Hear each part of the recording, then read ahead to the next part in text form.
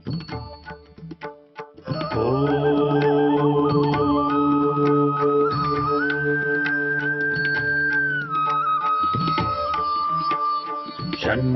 मित्रः शं वरुणः शन्नो भवत्वर्यमा शन्न इन्द्रो बृहस्पतिः शन्नो विष्णुरुक्रमः ॐ शान्ति शान्ति शान्तिः।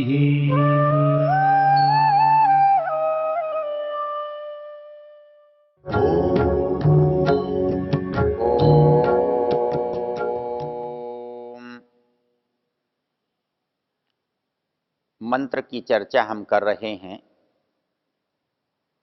तस्माद् यज्ञात् सर्वहुतः संभृतं पृषदाज्यम। हमने इस मंत्र में देखा कि ये संसार जो बना है तस्माद् यज्ञात्, उस यज्ञ रूप पुरुष से बना है, जो इस रचना में व्याप्त है। वो पुरुष यज्ञमय है, यज्ञ रूप है, यज्ञ स्वरूप है। वो यज्ञ स्वरूप कैसे है? क्योंकि यज्ञ के जो जो गुण होते हैं वो सब उसमें हैं। अर्थात जब हम किसी काम को करना चाहते हैं, वो काम सबसे अच्छा कैसा हो सकता है? काम करने के बहुत सारे प्रकार होते हैं। कभी हम अपने लिए काम करते हैं, कभी दूसरे के लिए करते हैं, कभी हम तटस्थ भाव से करते हैं। तो कहता है कि जो कार्य है वो सबसे अच्छा कब होता है? कार्य करने का सर्वोत्तम प्रकार क्या है? वो कहता है कार्य का सर्वोत्तम प्रकार है यज्ञ। जैसे गीता ने लिखा है, कृष्ण जी महाराज कहते हैं, यज्ञार्थात् कर्मणोऽन्यत्र लोकोऽयं कर्मबन्धनः तदर्थम कर्म कौन्तेय मुक्त संग समाचर।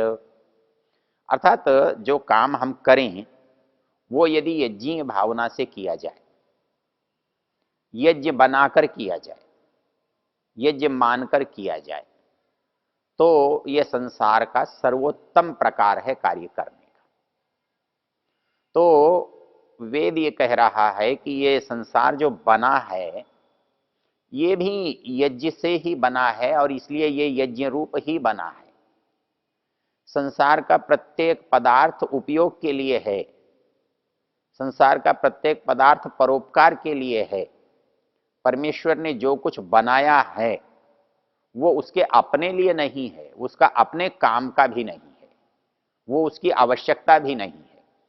तो ये सब का सब किसके लिए है? जो इसमें निवास करने वाले जीव हैं, प्राणी हैं, मनुष्य हैं, उनके लिए है। इसलिए सब जो परोपकार कर रहा है वो यज्ञ रूप है। इसलिए मंत्र कहता है तस्मात् यज्ञात् सर्वहुतः। तो तस्मात् सर्वहुतः यज्ञात् संभृतम पृषदाज्य। अब ये संसार जो बना, ये बनकर हमारे सामने स्थूल रूप में आया, तो स्थूल रूप में हमारे सामने आता है स्थूल महाभूतों के रूप में। तो पृथ्वी, जल, तेज, वायु, आकाश, हम सारे संसार में इन्हीं पदार्थों को स्थूल रूप में देखते हैं। और इन्हीं से कोई चीज बनाते हैं, इन्हीं से कोई चीज बनती है, इसी को काम में लेते हैं, इसी का उपयोग करते हैं, इसी में हम लीन हो जाते हैं। ये चीज बनती है। इस सारे संसार में एक विचित्र बात हमें याद रखने की है, वो है हर स्थान पर यहाँ चक्र है। कोई चक्र छोटा है और कोई चक्र बड़ा है। कुछ चक्र हैं, कुछ चक्र में चक्र हैं। अर्थात जो क्रिया हो रही है वो चक्र से हो रही है, और वो किसी चक्र का हिस्सा है, वो वहां भी वो चक्र चल रहा है। इसको स्थूल रूप में ऐसे समझ सकते हैं कि हम जैसे एक मिनट है, एक सेकंड है, वो एक पूरा होते ही दूसरा प्रारंभ हो जाता है। एक सेकंड समाप्त हुआ, दूसरा प्रारंभ हुआ। लेकिन वो सेकंड किसी मिनट में शामिल होता है। 1 मिनट पूरा हुआ, दूसरा मिनट प्रारंभ हुआ। 1 घंटा पूरा हुआ, दूसरा घंटा प्रारंभ होता है। 1 दिन पूरा होता है, दूसरा दिन प्रारंभ हो जाता है। 1 अहोरात्र प्रारंभ होता है, दूसरा अहोरात्र प्रारंभ होता है। ये एक चक्र है, और इस चक्र में यदि हम देखेंगे तो संसार को हमारे लिए समझना बहुत आसान है। तो इस संसार में जो पैदा हुई हुई उत्पन्न की गई वस्तुएं हैं, वो महाभूतों से उत्पन्न हो रही हैं और वापस महाभूतों में ही समा रही हैं। इनका उपयोग करने वाला उपयोग कर रहा है, उपयोग करने के बाहर है, उपयोग करने के बाद, और उपयोग करने के उसका परिणाम। तो वहाँ भी एक क्रम चल रहा है।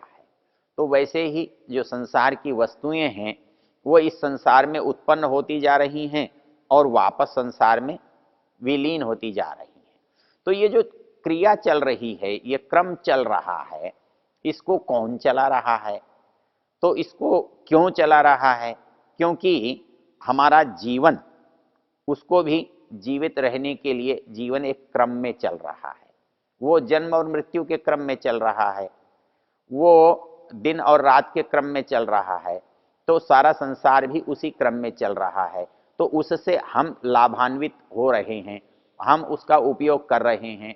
तो वही क्रम हमारे अंदर भी चल रहा है। तो यहाँ पर जो संसार की वस्तुएं हैं, वो वस्तुएं कैसे हमारे लिए लाभदायक हो सकती हैं? तो इसकी रचना में जब हमने देखा कि संसार बना है, भूमि बनी है, पंच महाभूत बने हैं, तो अब इनमें कौन बना? प्राणी है, मनुष्य है। तो ये प्राणी और इनके बीच में जो संबंध है वो कैसे होगा? वो एक दूसरे के पूरक हैं, एक दूसरे के लिए हैं, एक दूसरे के लिए ही बने हैं। कैसे एक दूसरे के लिए बने हैं? तो मंत्र कहता है, तस्माद् यज्ञात् सर्वहुत संभृतम प्रषदाज्यम। अर्थात यहाँ हम देखते हैं, स्थूल रूप से सूक्ष्म से स्थूल रूप में आए हैं। यहाँ प्राणियों को देखते हैं, कुछ प्राणी हैं, कुछ मनुष्य हैं। यहाँ हम देखते हैं कुछ वनस्पति हैं, फल हैं, फूल हैं, अन्न हैं, लताएं हैं। तो ये सब किस तरह से एक दूसरे के काम में आ रही हैं, कि किस तरह से एक दूसरे के लिए बनी है। वो ये कहता है कि इस संसार में परमेश्वर ने अपना काम करते हुए दूसरे के काम को हम कैसे सिद्ध करते हैं। 2 काम यहाँ निरंतर हो रहे हैं। मेरा जन्म मेरे कर्मों के लिए, फलों के लिए हुआ है। मेरा जन्म श्रेष्ठ कर्मों को करके उत्तम फल पाने के लिए हुआ है। ये भी सबके साथ है। कोई कर्मों के फल को भोगने के लिए हुआ है और कोई नए कर्म करने और भोगने के लिए हुआ है। क्योंकि हमारी जो पशु योनियां हैं, वो केवल भोग योनि कहलाती हैं। उनके अंदर कर्म करने की स्वतंत्रता नहीं है, उनके पास करने के विकल्प नहीं हैं, उनके पास करने का कोई नया अधिकार नहीं है। वो तो केवल जिन क्रियाओं के परिणाम स्वरूप, जिन कर्मों के परिणाम स्वरूप जिस फल के लिए ये इस योनि को, इस स्थान को उन्होंने प्राप्त किया है, वो केवल उसका उपयोग कर सकते हैं, उसका उपभोग कर सकते हैं, उसी के तक सीमित रहते हैं। लेकिन मनुष्य उनका उपयोग भी करता है, कुछ नया भी कर सकता है, उसके पास विकल्प हैं। तो उन विकल्पों को वो चुनता है और उसको अच्छे और बुरे विकल्प चुनने का अधिकार है, उसके अंदर विकल्प चुनने की योग्यता है। इसलिए वो जब श्रेष्ठ विकल्प चुनता है तो इनसे अपना लाभ उठाता है। तो संसार में प्राणी भी संसार की वस्तुओं का लाभ उठाते हैं। तो मनुष्य क्योंकि उनसे श्रेष्ठ है, उनसे आगे है, इसलिए वो उनसे भी लाभ उठाता है और बाकी जड़ संसार से भी लाभ उठाता है। तो यहाँ पर जो बना, तस्माद् यज्ञात् सर्वभूतः संभृतम प्रषदाज्यम, तो वो स्थिति कहाँ तक आ गई? वो आ गई मनुष्य के उपयोग करने की वस्तुओं तक।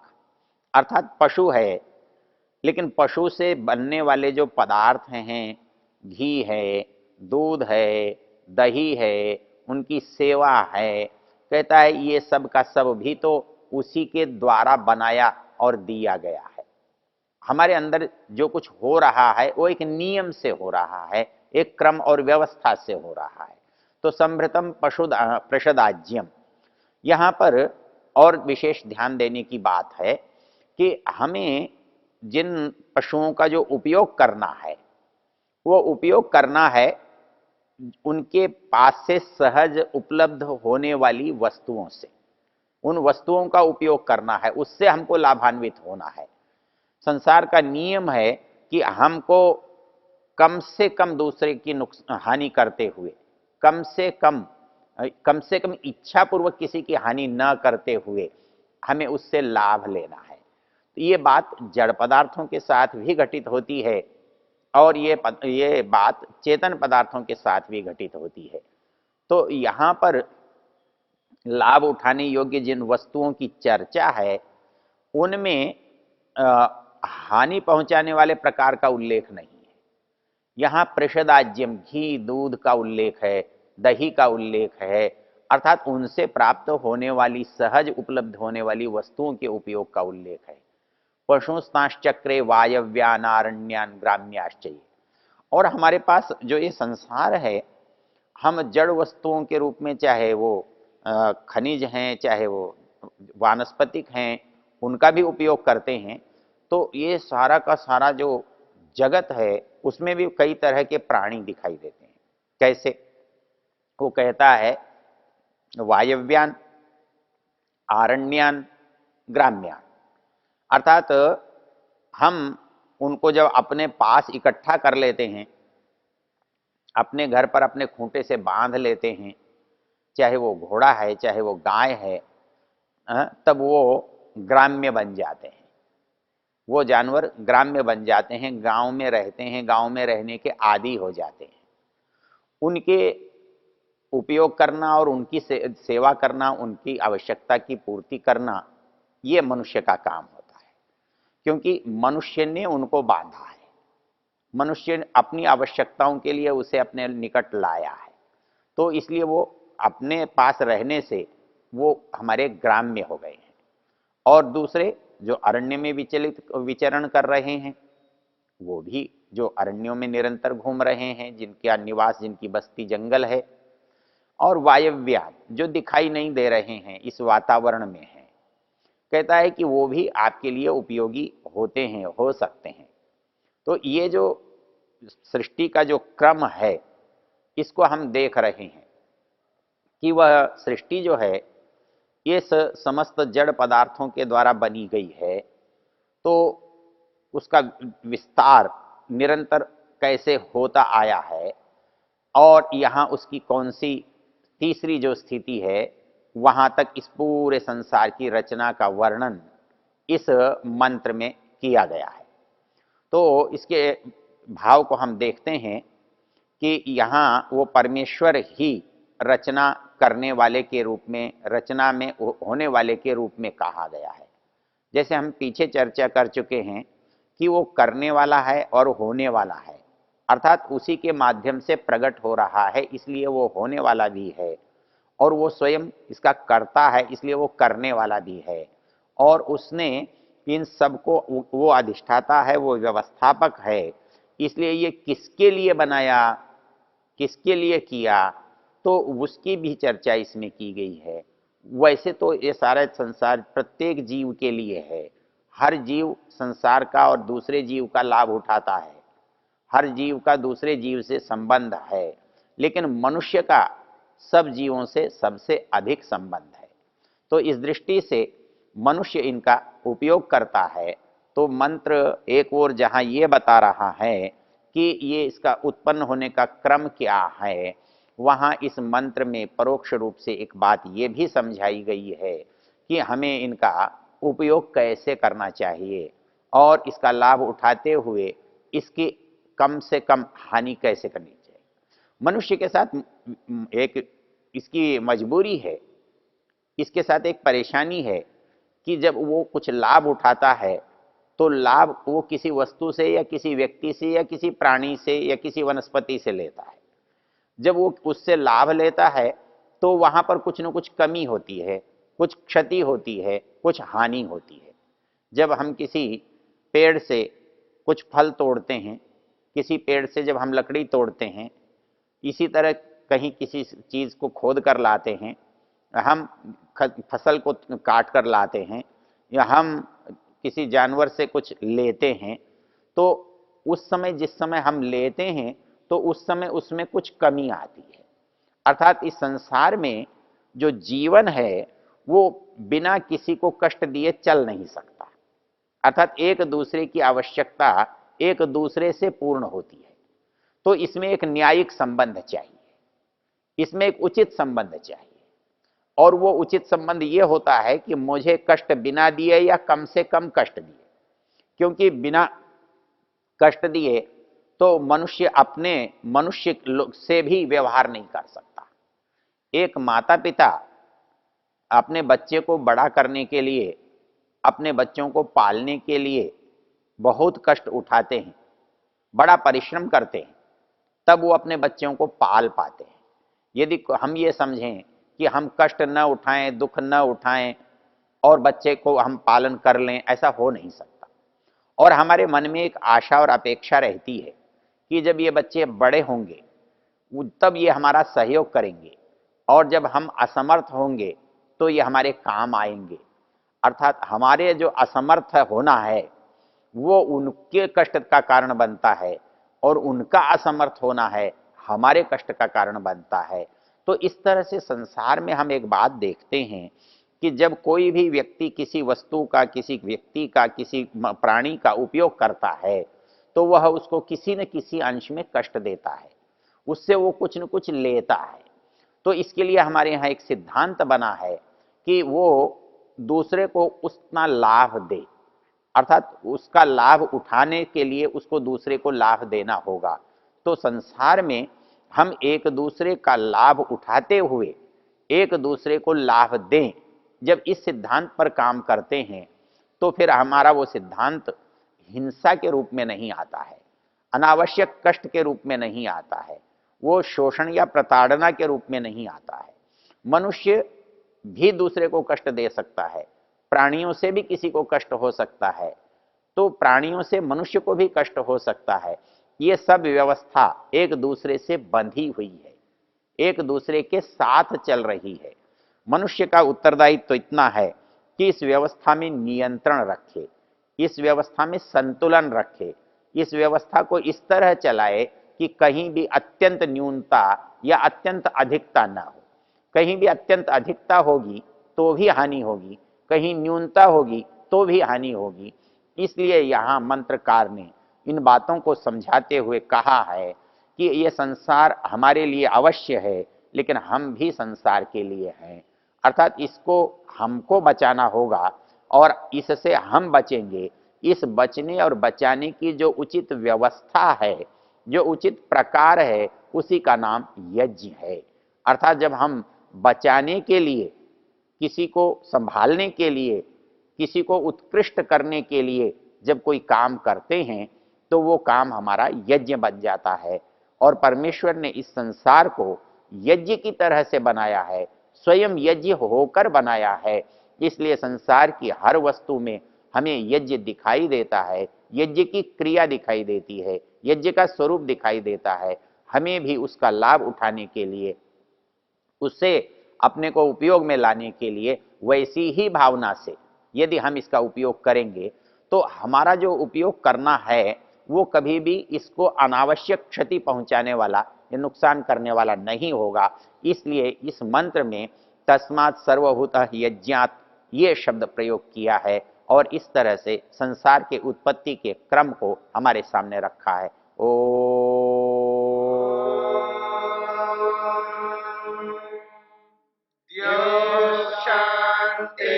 शान्तिरन्तरिक्षं शान्तिर्पृथिवी शान्तिरापः शान्तिरोषधयः शान्तिः वनस्पतयः शान्तिर्विश्वे देवा शान्तिर्ब्रह्म शान्ति सर्वं शान्ति शान्तिरेव शान्ति क्षमा शान्तिरेधि।